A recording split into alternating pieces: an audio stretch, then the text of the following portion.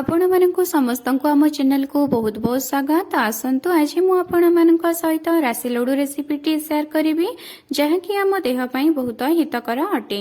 तो राशि लड्डू बनवा बेले अनेक लोक बहुत भूल करती जहाद्वारा कि सेमानकर राशि बाइंडिंग हेबारे असुविधा होता है। नहेले जदि भी लड्डू प्रस्तुत हो जाए तो ताहा गुड़ लड्डू परी लगी थाए कहीं अत्यधिक गुड़र व्यवहार होता है। तो आज मु आपण मानक सहित परफेक्ट भाव माप सहित केमिति राशि लड्डू बनैले ताहा पूरा परफेक्ट बनिबो ताहा शेयर करिबी। आपण माने रेसिपीटी देखि नियंतु। एथिपाई मु किछि राशि को पानी रे भल भाबरे धोइकी सेतिरु गोड़ी तक सब अलगा करिकी खरारे सुखेइकी नै जाइछि। देखंतु मु पूरा गोटे फुल गिना राशि नैछि, ता सहित किछि बादाम, ता सहित किछि कोरा गुड़ मध्य नैछि। तो आपण जदि गिना बा कप यूज करूछंती तो गोटे गिना जदि आपण राशि नेउछंती बा गोटे कप जदि आपण राशि नेउछंती तो से समान गिना बा समान कप रे आपण से कोरा गुड़ को नै जिवे। तो गोटे कप राशि जदि नेबे तो आपण से गोटे कप रु टिके अधा अर्थात 4 भागरु 3 भाग आपण गुड़ नेबे। देखंतु मोर कोरा गुड़टी राशि रु जस्ट टिके कम अछि, माने 4 भाग राशि जदि नेबे तो आपण 3 भाग गुड़ नै जिवे।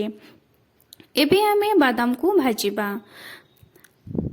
बादाम को आपण कड़े गरम हेबा परे सेथिरे भल भाबरे भाजी नेबे, ओही भरी भाबरे चळै नेबे। जदि आपण बादाम को मझिरे चळैबे नाही तो एहा पोड़ी मध्य जाई पारे।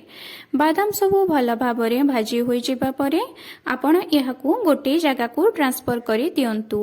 एबे आमे बादाम को टिके स्लाइटली ठंडा हेबा पई छाडी देबा। तापरे हातरे एही भली भाबरे बादाम सबु को रगड़ी नेबा, जहा द्वारा कि बादाम रो ऊपरी भाग तक सबु बाहरी जिवो। आपण एही भली भाबरे बादाम रो ऊपरी भाग तक सब बाहर करि परिबे। जदि आपनकु यार चोपा पसंद तो आपण बादाम को एभली भाबरे मध्य रखि परिबे। बादाम रो चोपा सब तक अलगा करि सारिबा परे मो बादाम सब को छोट छोट खंड करिकी काटी नेइची बा खंड खंड करि नेइची। एबे आमे से समान कड़ाई रे राशि तक सब को पकेकी भाजी नेबा। प्रथमे आपणकर कड़ाई को भल भाबरे गरम करि नेबे, तापरे आपण राशि तक सब को पकेइबे। जेते बेले देखिबे जे आपणकर राशि रु टिके टिके बास्ना आसुची और राशि तक सब धीरे धीरे फुटिबाकू लागिलानी तो सही समय रे आपण जानि जिबे आपणकर राशिटी भाजी होई गलानी। और आपणकर राशि को आपण अत्यधिक पोड़ीबा पर्यंत भाजिबे नाही। राशि भाजी होई सारिबा परे मु एहाकू गोटे जगह को काढी आनिछि।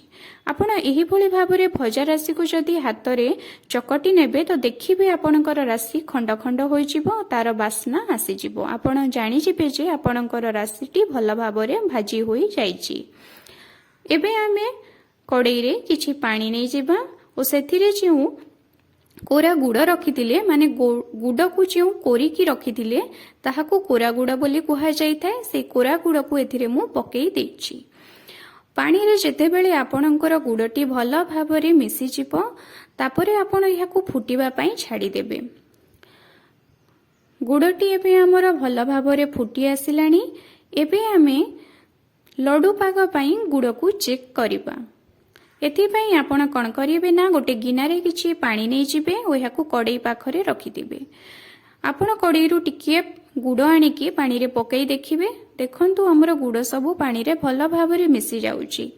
एहार अर्थ एही गुड़टी लड्डू पाग पई प्रस्तुत आदौ होई नाही। गुड़ को आमे आउ टिके फुटेइबा। गुड़टी एबे हमर भल भाबरे फुटी आसिलानी। एबे आमे आहुतरे ए गुड़ को पानी रे पकेकी चेक करिनाबा। मु अनेक थर गुड़ को पानी रे पकई थिली, तेणु पानी रा कलर एमती ही जाइछि। देखंतु मु गुड़ टिके आनिके एबे पकौछि।